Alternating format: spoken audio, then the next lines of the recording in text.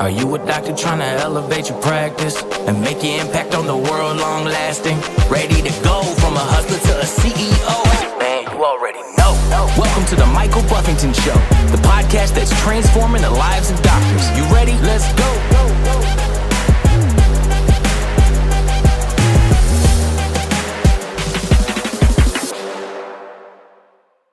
Hey, I'm Michael Buffington, and welcome back to another show. This is a show that is a follow-up to one of the last shows that I put out there, and I want you to take a look at that one. That one was specifically about how many months or years that you own. And this is really kind of creates a segue for me into this one, so go check that one out. But here today, I want to talk to you about the number one way to kill any business, in my opinion. And when I say my opinion, I think there's a lot of people that are going to support me on this. Yeah, you can get in the weeds on it and you can try to debate these things. But this one way is probably the easiest way for anybody with great skill sets, a good mindset, and the ability and willingness to work to screw it up. And here's why. If you are a hobbyist, you will kill any business. You will kill any idea. You will kill anything that you actually have really gotten off the ground and done really well with. Now, I'm going to elaborate on what that is because I have seen it, and I don't know where I came up with that term. I want to give my wife some credit. She says this a great deal around the house, and I'm not going to tell you a lie on this one because I don't, and that is she's probably said it to me more than one time. Because my entrepreneurial spirit, and that's what an entrepreneur will say. They'll say, well, you know, I'm all about starting businesses and I like to grow things. I want more wealth. I want more impact. I want all the freedoms that we typically want as entrepreneurs. And I believe everybody wants a lot of those things, quite frankly, whether you're an entrepreneur, whether you are an employee working for a company, you know, everybody is needed, right? And everybody has a value. But the hobbyist will kill it all. And here's why. And so let me ask you this question. If you are thinking about another woman all the time, would it kill your marriage? I got to tell you, I'm going to go on record really clearly. It will. Will it take a week? Will it take a month? Will it take a year? Will it take a decade? If you have something else or someone else on your mind consistently, it will take your focus. I think there's plenty of scripture to back that up as well. But it will take your focus so far off, eventually, right? It'll start with the eyes. It'll start with, you know, there's kind of some connotation there with the focus. And then all your energy and everything, your intention, everything will go there. And that's what happens. Same thing happens in business. Now, I have walked into chiropractic offices specifically, and I remember actually walking into my own way back in the day. And this is kind of funny. You could walk in the office when I first started because I walked into an office. It's a long story. Many people don't know that I actually bought my first office. It was a relatively new office. The doctor was supposed to help with a transition. He had a personal situation. I think he knew that ahead of time. Basically, he was gone completely in 6 weeks. He was really gone after 2 weeks. I was 23 years old. Here I was. So I had this practice, not a big patient base. Not seeing a lot of people, actually on the decline, because trust me, I didn't know how to assess a practice then. I was getting out of school and had an amazing opportunity, thanks to my grandmother, actually. And so I took it. Chain of events, another show. Bottom line, no, I walked in, and I could walk in that practice, and I've walked in, hundreds of practices, literally hundreds of practices since. And what I'm going to be looking at, if you walk in, and you see a ton of, well, let me just tell you what mine looked like. So you could walk in, I can remember this, and this was a long time ago, and I can remember, you walk in the door, it's on one side, and as you walk in the door, I throw the door open, and over here on a counter that was kind of an L shape around, over on this counter, over in the corner, there's something called Beano. Yeah, Beano. Like if you're watching this on Facebook or even YouTube, you ought to comment if you know what Beano is. And by the way, does that still exist? I don't even know, but if it does, don't send me any, okay? I don't need it. Hopefully you don't either. There's probably a lot of good products. But Beano is a product. You can make your guesses about what it was for and what it did. I'm not really sure I know. But Beano was sitting on the counter. Right next to the Beano was Juice Plus, okay? I think that could be a reasonable product. I think a lot of people got results, but there's that. Then behind that, like over around the counter, had like 10 different cards about all kinds of things, right? And then over here on this wall to the left, because I remember mounting it with a screwdriver and stuff because I had to have it, and it was a bunch of rack cards. And when I say rack cards, like even in Curious Functional Health now, and my partners, we have rack cards, right? We have little informational pieces that are good for people. You'll see those in a lot of businesses, right? But I had like this big acrylic rack on the wall with like 25 things that sit there. And with the acrylic rack, I got the whole set. How many of you got the whole set? And I got the whole set of things. Cost a lot of money. I mean, a lot of money when I didn't have money, and it was right there. Guess what? When I took that off the wall, like 3 years later, it was I had probably like 3 out of the 25 rack cards gone. The rest had dust sitting on top of them because we forgot to dust that part of the office. So those were there. Then I could start getting back into all the different therapies, modalities, and everything I had. Now, I've walked into offices now, guess what? You can't even see the front desk. It's covered up with shit. It's covered up with all kinds of things. There's this and that and schedules and all that. And trust me, as I'm saying this to you, I want to step back here in the office. I'm back in the studio. I want to step back in the office and go, man, I need to take a look at this. Like if we got too much junk around here, if we got too many distractions around here, some of it useful, some of it just what I said, it's junk, it's a distraction. And along with it, wait, behind you, you got supplements. Big believer in supplements, big believer in nutrition, okay? Absolutely. Love functional nutrition.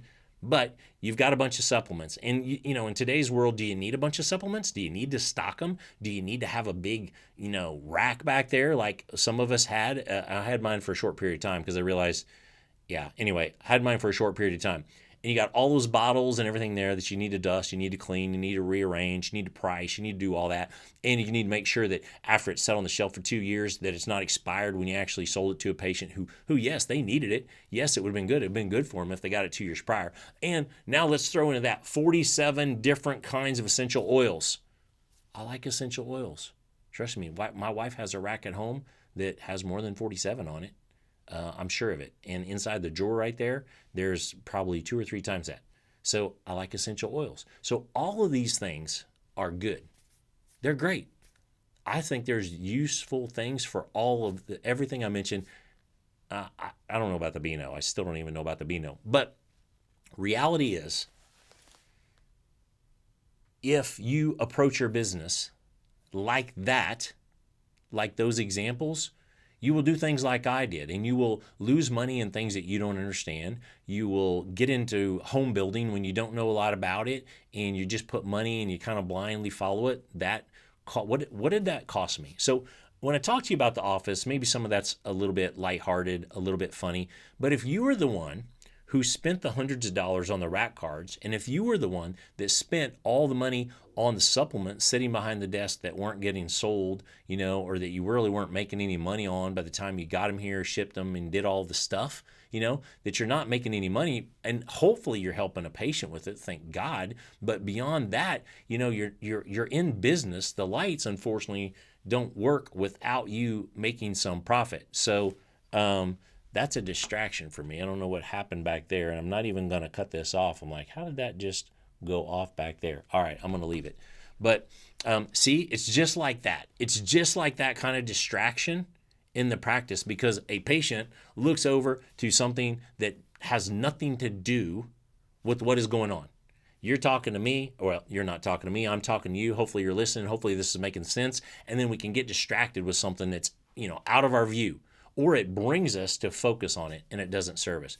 That was my biggest financial losses.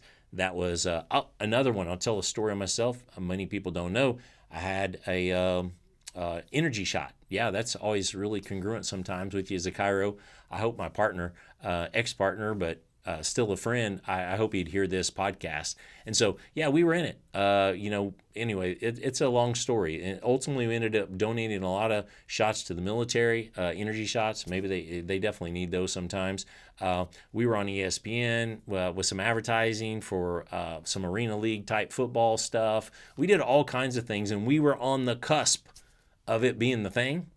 until some news and studies and stuff shut that down. But so I don't get away. I'm going to tell you from a place that I know what it's like to have just a little bit of the hobbyist in me. Now, that I got kind of pulled over there by people that may have a little bit more of that in than I do, but regardless, I accepted the invitation. And what I'm wanting to make sure that you don't do for you in your practice, or any type of business that you run, and honestly, it happens at home the same way. If it isn't serving the greater mission, if it isn't serving the people, if it isn't congruent with who you are, what you want, the message that you're putting out, and the people that you want to guide, lead, help, serve, all of those things, then stop it. Because it will totally kill, even if you get a good thing going. Now, do you have an opportunity as an entrepreneur to do these other things? Absolutely. That's what it was for me. It created an opportunity for me to do these things I mentioned. They were fun, sort of. Not real fun when you lost a bunch of money. That wasn't fun at all. As a matter of fact, what was the consequence of that? I ended up laying on the floor in the middle of the night, feeling like a failure, just thinking how much time and effort and energy I put in to make that money that I just lost like that, seemingly like that. But what wasn't like that was me laying on the floor, obsessing over it, fretting over it, worrying about it, crying over it, cussing about it, and doing all those things. And that is actually the real cost. The cost on the P&L, the cost in your bank account, all of that, it is what it is. And hopefully you could make it back. But what cost you can't get back is the time, the energy, the sleepless nights, the fights with the wife, the worry about the kids and whether you can provide for them the way you want to. Can they take the cheerleading lessons? Can they hire the batting coach? Can they do those things? Can they get the extra uniform? Can they buy the spirit wear? Can they do all that just because you decided to get outside of your zone? Now, what I was getting to, if you've got a solid foundation there and you run your practice and you run your business on principles, you run yourself on a personal operating system that lines up with your principles, then on that foundation, when you've got that first 20%, I'll talk about in Game Changer with the guys all the time, when you get that first 20%, and I'm not talking about 20% in the bank account, you'd have to understand the context, and it's not for today, but if you have that foundation such that you can't drop below it, that you're so stable in how things operate, you know your profit margins. You know what it takes to produce the results for the people that you take care of. And I'm not talking just the chiropractic side. Of course, most of you have the clinical skill, right? You got the clinical skill. And hopefully you got it in school. Many of you, if you didn't get it in school or you didn't get enough, you're developing it outside of school. There's plenty of ways to do that, and it should be an ongoing thing. But clinical skill won't get you there, just like all your other skill sets won't get there. Your mindset is crucial in all of those, because I say your skill set will never outperform your mindset. Your mindset is impacted when you make some of these decisions and you put yourself on your heels financially. So once the foundation is there, once the bank accounts are solid, if you want to play a little bit, I guess, and invest a little bit with house money, so to speak, then fine. That's why you have to go through investor profiles and fill those out and know your risk assessment, know how you operate, know what money you have in the bank. I mean, there's a reason that the SEC and others put that out there, right? They actually, there are some things they do to protect us, and that's to give you a chance to pump the brakes. So why this message today? Why about the hobbyist? I have seen some of the most skilled chiros and some of the greatest people get so distracted with all these other things that were going to be the thing, they just didn't take care of the thing. You know, you hear about like focus on the one thing. It's true. And only when you have that can you actually try to expand yourself out of it. So it's a real rude awakening. I guess that's the only way I could say it. To watch people submarine what is going well in an effort to build it bigger or to get distracted. I don't know if they forget. Sometimes they maybe forget, and I hope this show kind of wakes you up and go, hey, wait a minute. You know what? I got away from the things that got me here. And if you're not getting the results you want, well, then make a shift. But this isn't really talking about that in this show. This is about the people that got somewhere by doing certain things. And those things may not take you to the next level without tweaking, without improving, without expanding who you are. And I really believe most of that comes through the personal operating system. But today, it's don't allow yourself to become the hobbyist. It'll get you. Because if it's not serving people and you're not profiting from it, and there's really just not a lot of good coming from it, why would you do it? So ask yourself, what's the first thing in your business right now that you're thinking, man, I need to stop that. I need to get that off the counter. I need to quit trying to make $100 off something while I'm costing myself $10,000. I need to put some effort over here into some training of this. I need to know my numbers. All of these things that we could go back and forth on, but what's that thing? And it could be in your life. Maybe there's that one thing in your life that you've become a hobbyist of. You know, you're putting more effort into your golf game than your chiropractic game. No problem with golf. No problem. One of my highest level guys and a great friend, he's taking up golf more, getting serious, taking lessons. It's awesome. It's great for him. He needs the space. He needs the time on the course. He needs the time at the driving range. You know why? Because he's been handling business for 3 damn decades. And he actually needs to take a breather. His situation is not about being the hobbyist, but is that yours? So where in your life and your business do you need to just shut that down? And I want you to do that for you. I want you to do that for your family. I want you to do that for the people that you serve so you can make a bigger difference. And always I want you to learn daily, live fully, lead boldly, and just never forget that you are your legacy, no matter what. I'll see you next time. Share this up. Leave me any comments. Hit me up if I can do anything for you. Thank you.